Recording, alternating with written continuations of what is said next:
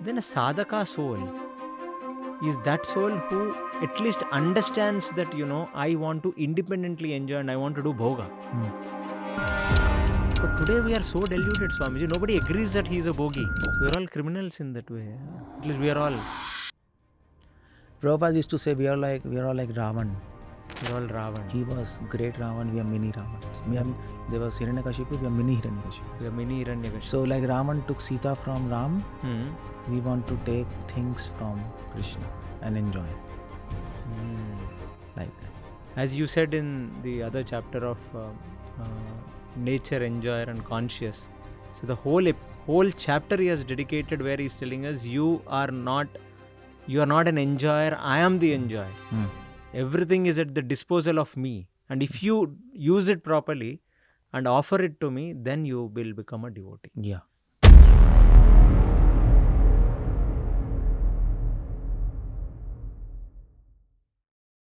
Hi, welcome to KC Talks.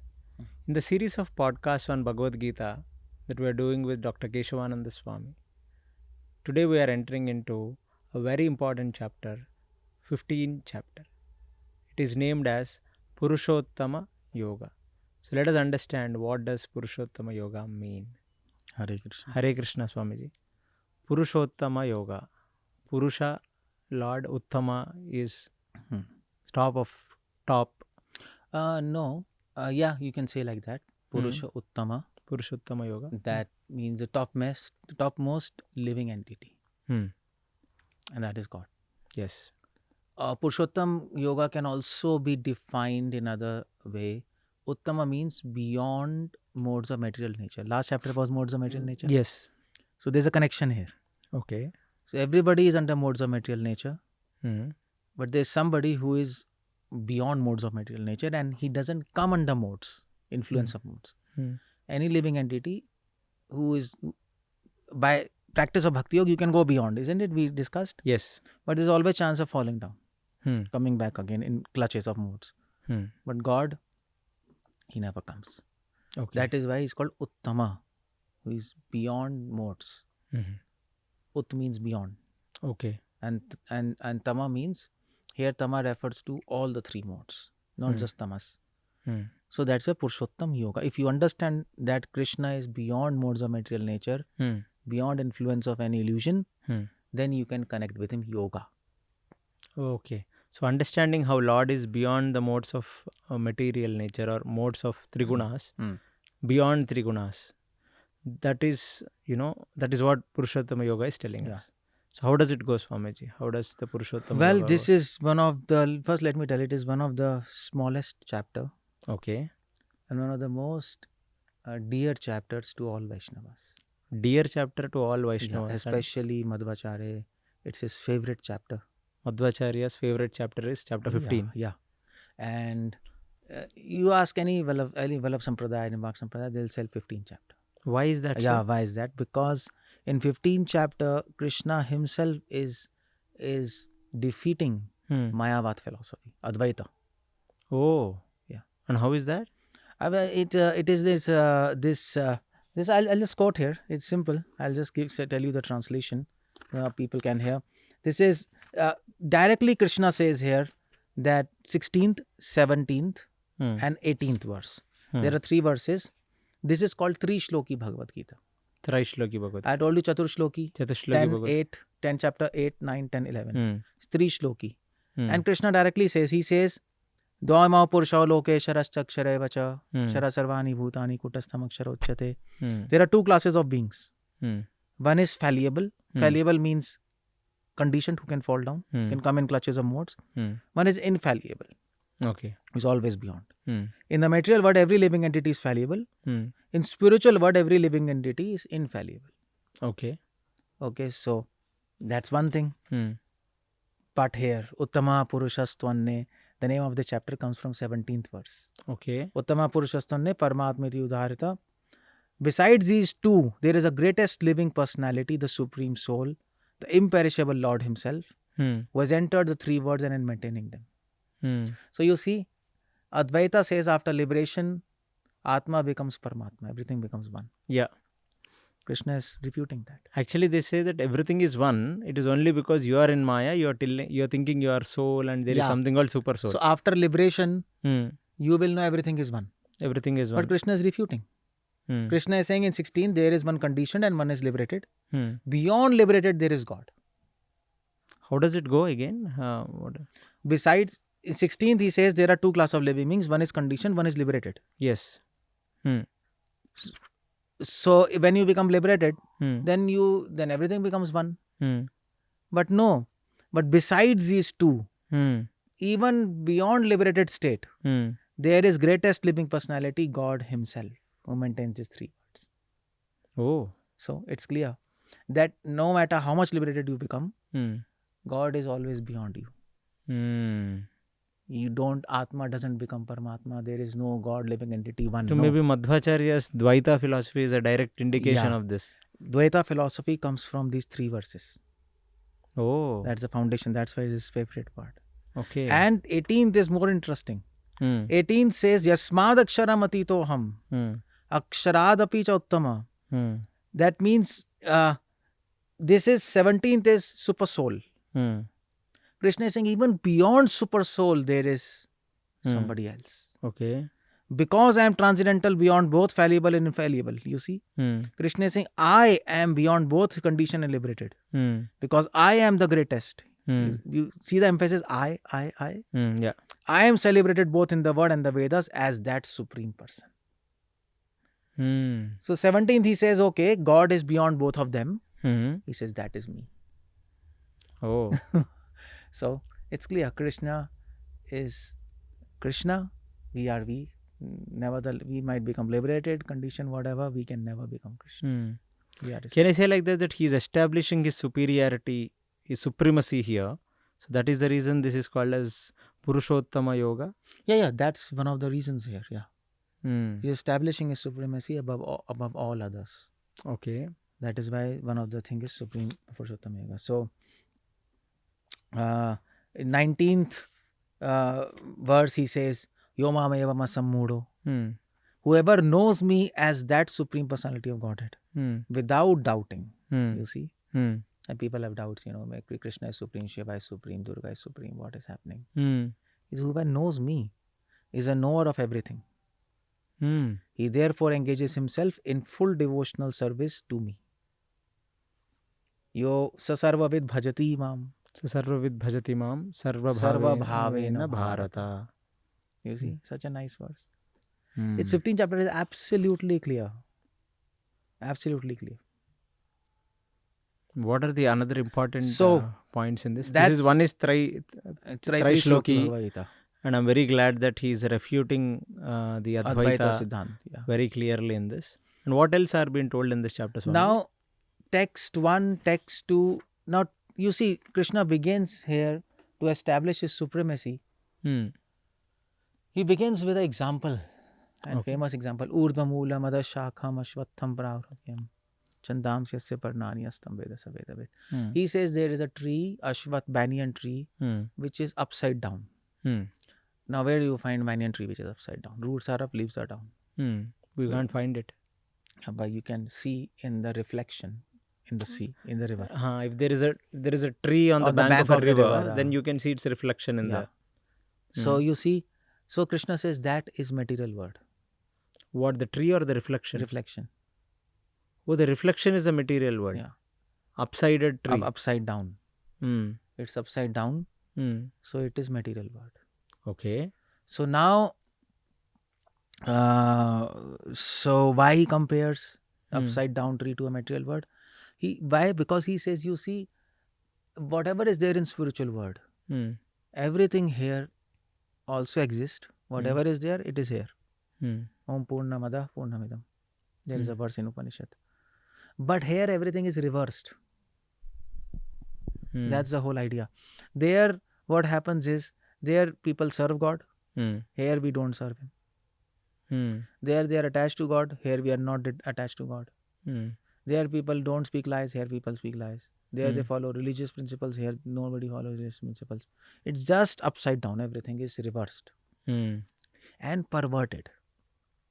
You see, in the river, you get inverted reflection. And reflection is also moving, because the river water is moving. So everything is reversed and perverted. Everything is reversed and everybody is exploiting others. Is using everything to exploit others. So it's a direct reflection. Yeah. He says that it is a reflection? Yeah, he says, this example is here. The example is there.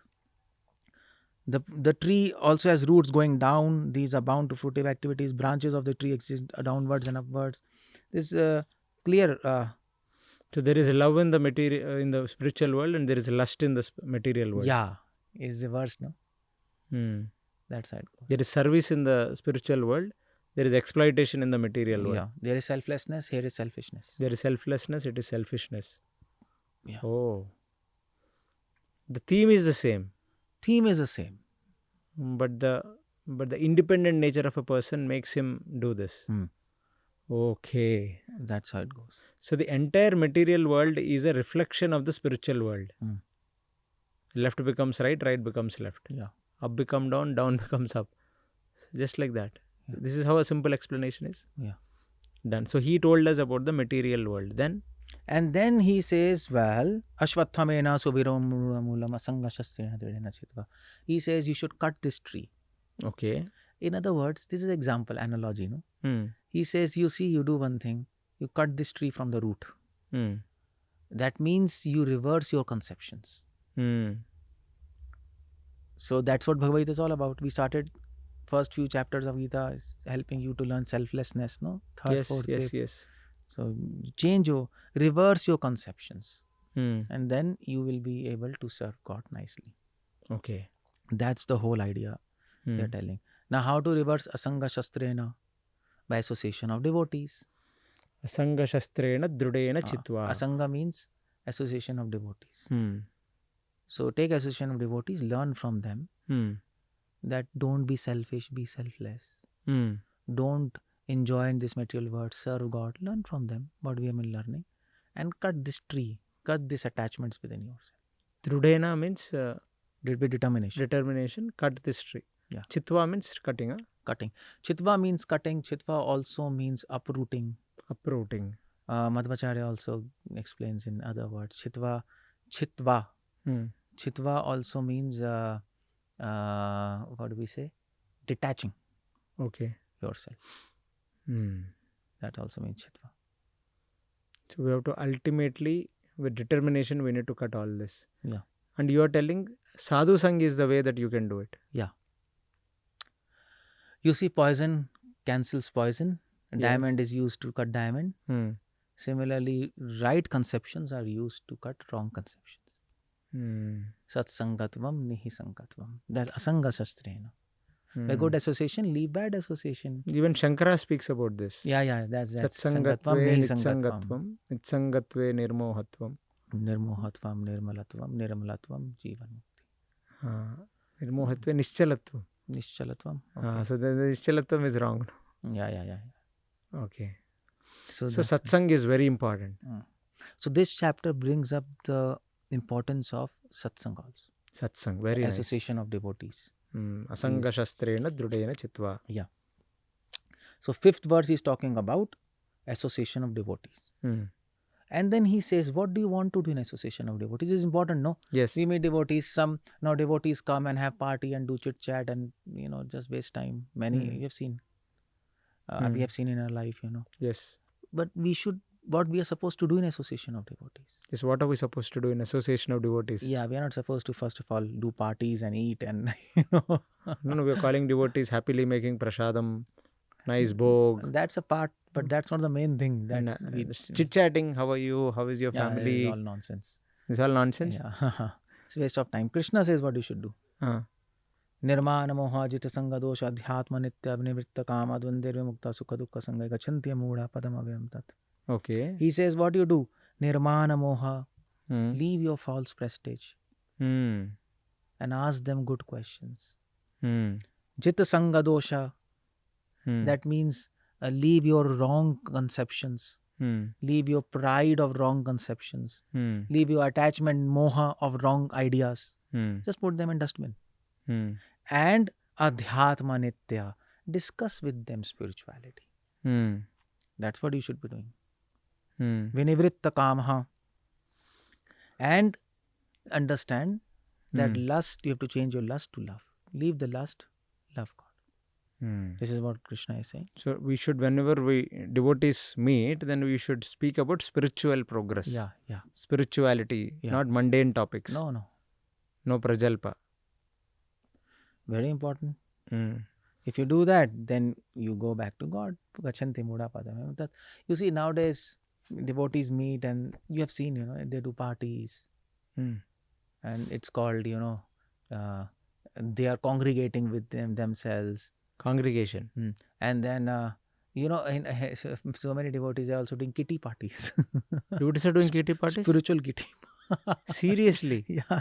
I have not heard of this one. In North it goes like that. It's crazy. In North India, they are doing these kitty parties, is it? Yeah, spiritual kitty parties. What is spiritual kitty party mean? They just go and they chit chat and they put money there. Some person have to put money once, another next time money, and then they get pooled and then they get the same thing. It's crazy.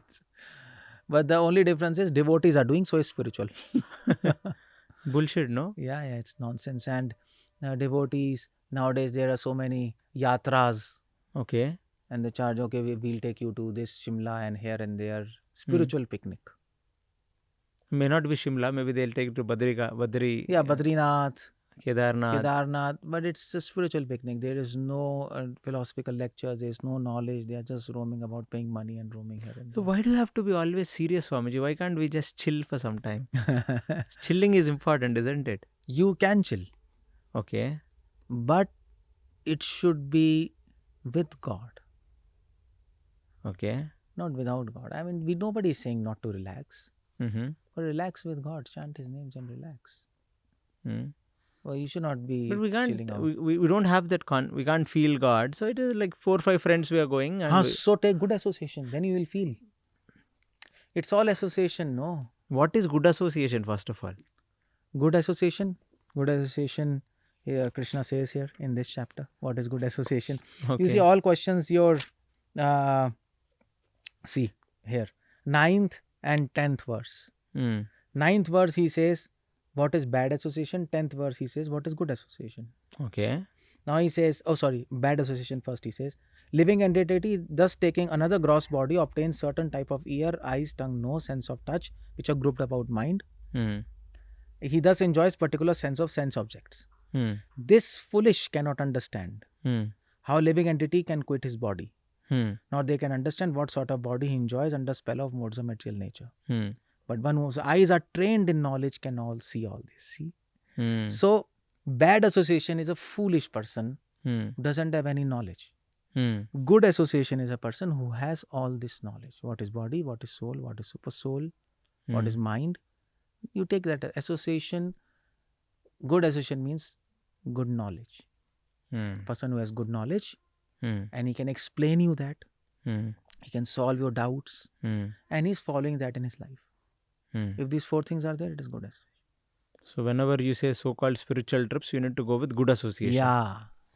Okay, we don't want some bigger association, like me, 4 other friends. वो तो फिर क्या है, राम मिलाए जोड़ी अंधा है कोड़ी. What does that mean? Ram मिलाए जोड़ी अंधा है कोड़ी. What does it mean? That means one is blind and one is lame. Okay. So both of them are thinking I am great, and both are foolish, What's the use of that? Okay. 2 mad people meet, they can enjoy. Yeah. But there's no benefit. Both are mad. Okay. Somehow you seem to be a very straightforward and very, Actually, philosophically. I'm not. I'm quoting Krishna. Krishna is saying that's foolish. Nanu vimudha. I am not saying. That's why I'm quoting. So in life, everything you have to take it very seriously, and no. Seriousness doesn't. Spirituality is not seriousness. Spirituality is reality. Oh, makes a lot of sense. Yeah. So you can be fun, you can have fun, you can chill, you can relax, but you should be in touch with reality. Just like our founder Acharya Srila Prabhupada. Once he was going in plane and he was seeing Charlie Chaplin. The dudes asking what's happening. Prabhupada said, his comedy is actually same as Krishna's comedy in spiritual world. And Srila Prabhupada was always in happy mood, you see. He was always chanting, he was always jolly, in spite of so much management all around the world. Yeah, he was never very stressful. No. Nobody saw him stressful. How? Because he was in touch with God. He was seeing God everywhere. Yeah. He was able to perceive God even in the comedy of Charlie Chaplin, Hasya Rasa. Yeah. He was trying to connect that Hasya Rasa with the Lord's Hasya. Yeah, so I don't mean that we can see movies and connect it with then people will see, No, that's not romantic scenes we can see and we can connect that Lord is also romancing, That's all crazy. Why? I really want to understand why. No, we can't do that because Krishna, we know that he is romancing gopis. He is also romancing Radha. Yeah. So if I see a Bollywood star or a Hollywood star, in happy mood, why can't I see a scene like that and think, okay, this is how probably Krishna is romancing with his gopis? Yeah, I mean to say you can think like that, but you'll be completely lost in that actress and that actor. You'll forget it's not easy. And we'll get lust. Okay. Srila Prabhupada went to a museum, New York. And they were all supermodels photographs, half naked. Prabhupada was seeing and he's saying, wow. And all disciples, they were like, what's happening to a founder? It's all naked females. Okay. So after, nobody dared to ask him. Afterwards, they asked Prabhupada. Then Prabhupada said, yeah, I know what you want to ask. So Prabhupada said, when I was seeing, I was thinking they're so beautiful. The beauty should be for Krishna. So, but if we see, we will simply get lust and we'll fall down. We will not feel that the model is for Krishna. We'll feel the model should be for me. Yeah. Theoretically, we can say this is for Krishna. That's what most people, they delude themselves that, okay, we are eating rasgulla, but then this rasgulla is not for me. I want to feed Krishna rasgulla. Yeah, that they are deluding. That's the whole point.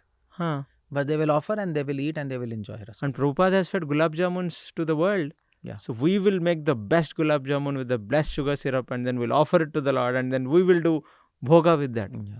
So that's what Krishna is. That's why Krishna is emphasizing again and again philosophy, knowledge. Otherwise, we'll never come to know. We'll never come to know. In our head, we will be thinking it's for Krishna, but in our life, we'll be thinking it's for us. Then how do we see everything for Lord? So then how do we, offer everything for the Lord? Like you said, that even a beautiful woman when you see, you should feel that this woman is for Krishna. The best food for Krishna. At our stage, we should not see a beautiful woman. We should not see a beautiful woman. And think this is for Krishna. No. We should not see like that. As far as possible. Okay. Now we are at a different stage. Prabhupada was at a different stage. We have to understand that. That's why Krishna says, there are two living entities, I told you. One is fallible, one is infallible. One is conditioned and one is... he brings the point. There has to be some difference, no? By face, we are same. Prabhupada was looking the same thing. Probably Prabhupada was not even that smart as his sannyasi disciples, foreign disciples. But what's in the head? So liberated people see in a different way. We are conditioned. We have to have limitations. We cannot do what they are doing. So in the Yukta Vairagya is what, Swamiji? Yukta Vairagya is a concept where you engage everything in service of God. Okay. But at our stage, because we cannot engage everything in service of God, that is why we have to know what to avoid and what to take. Anukulasya sankalpa, pratikulasya varjita. So if you go to a museum and then there are photos of naked women, don't just see and say it is for Krishna. No, don't see it. Because we are conditioned, we have lust, we'll fall down. We have the spirit of enjoying everything independently. Yeah. So we can never, if we see a good food also, in the mind we already have a desire that, okay, I might be offering it to the Lord superficially, but in my mind, I want to consume it. Yeah. And that's lust, Kama. That's lust. That's lust. So, Yukta Vairagya... So, at our stage, you can offer good food to God. But you don't eat. Don't eat. That Prabhupada says in Nectar of Instruction. He says that. Offer gorgeous food to Krishna, but you should eat simple. So, you offer all the Chappan Bhog to the Lord, but you should only eat that simple dal and khichdi and distribute offer that. distribute it to the people. Yeah. That's how we should live. Hmm. Otherwise, we'll be trapped. Then a sadhaka soul is that soul who at least understands that, I want to independently enjoy and I want to do bhoga. But today we are so deluded, Swamiji. Nobody agrees that he is a bhogi. Yeah. Who will agree he's a bhogi? Criminal doesn't agree he's a criminal. So we're all criminals in that way. Yeah? At least we are all. Prabhupada used to say we are all like Ravan. We're all Ravan. He was great Ravan. We are mini Ravans. There was Hiranyakashipu. We are mini Hiranyakashipus. We are mini Hiranyakashipu. So like Ravan took Sita from Ram, we want to take things from Krishna and enjoy. Like that. As you said in the other chapter of nature, enjoyer and conscious. So the whole chapter he has dedicated where he's telling us you are not an enjoyer, I am the enjoyer. Everything is at the disposal of me. And if you use it properly and offer it to me, then you will become a devotee. Yeah, that's true. But very tough practically, Swamiji, that if the way you are telling that if I even see a chocolate and I'm addicted to the chocolate, I should think that the chocolate is made for the Lord. The best of the things are made for the Lord and not for me. Yeah. And that is tapa, is it? That's called tapasya. Tapasya is not meaning anything for you. Is tapasya. Yeah. So Yukta Vairagya is also a crazy concept. It's a concept, but we should know the limitations of that. That's the whole point. People misutilize this concept. Everything can be engaged in service of God and they use it for their own. For their own in the name of Yukta Vairagya and they will fall down. Yeah. Very nice. What else more? So that's another concept which Krishna is bringing there in 5th chapter is about a living entity. Purushottam Yoga, there is Uttam, God, liberated, conditioned. So he's saying who is conditioned? He says conditioned living entity goes from one body to another body. 8th verse, 9th verse, 10th verse. Why he goes from one body to another body? Because he gives example, just like if you put incense and the air carries the aroma from one room to another room. Yes. Similarly, the soul carries the subtle body from this body to another body. Vayurgandhani Vasayat. Yeah, Vayurgandhani Vasayat. Yes. And the foolish person, the conditioned soul cannot understand this and he takes rebirth. But liberated souls, they go beyond birth and death. This is actually beyond birth and death. It's a good, so nice concept. That's the base of Bhagavad Gita. To go beyond birth and death. And then Krishna says that here, the endeavoring transcendentalist who are situated in self-realization can see all this clearly. Those whose minds are not developed and who are not situated in self-realization cannot see what is taking place, though they try to. So a self-realized soul, he can see, leave this body, take another body, birth and death cycle. But foolish people cannot see, conditioned. So then he says, if you want to see, then connect to me. And some verses, 14, 15, 16, 17, Krishna is talking about himself, Purushottam. And he says, I am the fire of digestion. I join with the life air. I am staying in the hearts of people. He says all this so that this is very important. He gives two places where he is. He gives example, I am the fire of digestion and I am in everybody's heart. Sarvasya Cham Hridi Sannivishta. 14th, 15th. Now these two examples why he's giving. In 10th chapter we saw, he says, I am the smell of air, I am the taste of water, among lions, among animals, I am lion. Here he gives us two examples. Because we all have fire of digestion, isn't it? We are continuously hungry. Yes. And we are continuously feeling emotions. Emotionally, yes, we are. Hunger and love. These are two things in people's life, no? Yes, these are the main necessities of life. Yeah. So Krishna says that I am that. I sustain that. That means the most important functions of your life, behind that I am there. So connect to me. Then these will be satisfied. Otherwise, you cannot satisfy your love and hunger if you don't connect to me. Very nice. So beautiful verses he's giving. And then I told you 16, 17, 18, 19. He gives conditioned, liberated, supreme soul. And then last verse he says, 20th verse, this is most confidential part of Vedic knowledge. Iti guyatamam shastram. You see, them very important. He says this is most confidential part. What is devotion? Devotion is the most confidential part. You have always been asking jnana, dhyana, devotion. Krishna is declaring in this chapter, devotion is the most confidential part. It is disclosed now by me. Whoever understands this will become wise and his endeavors will know perfection. Beautiful. Finished. Very nice, Swamiji. So what is a few takeaways from this chapter? First is Advaita is wrong. Okay. Second is we are conditioned. We should never try to imitate liberated souls. Okay. We should know our limits. We should know our limits and act accordingly. Yeah. Third is take good association. By good association, you can leave bad association. Okay. By good thoughts, you can leave bad thoughts. Okay. And understand how to take association. Don't chit chat. Don't waste time. Take knowledge. Yeah. Good association means knowledgeable person. Okay. Understand that. And also when you understand this, then what do? Then you connect yourself with that knowledge, connect yourself with God. Okay. That's how we advance. That's all. These are the takes. So this complete chapter. If you cannot read any chapter, read 15 chapter. That's the advice of all acharyas. Oh, okay. Daily, many people do parayana. Yeah. So we can do 15 chapter parayana, 20 verses. Just take 20 minutes. Oh, sorry, not 20 minutes. 5 minutes. 5 minutes, yeah. Not more than that. Just chant these shlokas. Try to understand that. Thank you so much, Swamiji. So you've given a lot of practical takeaways here. Yeah. So we need to know our limits and behave, and how Lord is supreme and He's situated in our heart, in our belly as a fire. So we should always understand that our life is because of the mercy of the Lord. Yeah, actually one more thing. One reporter came to Srila Prabhupada and he said that it's so difficult to remember God in this life.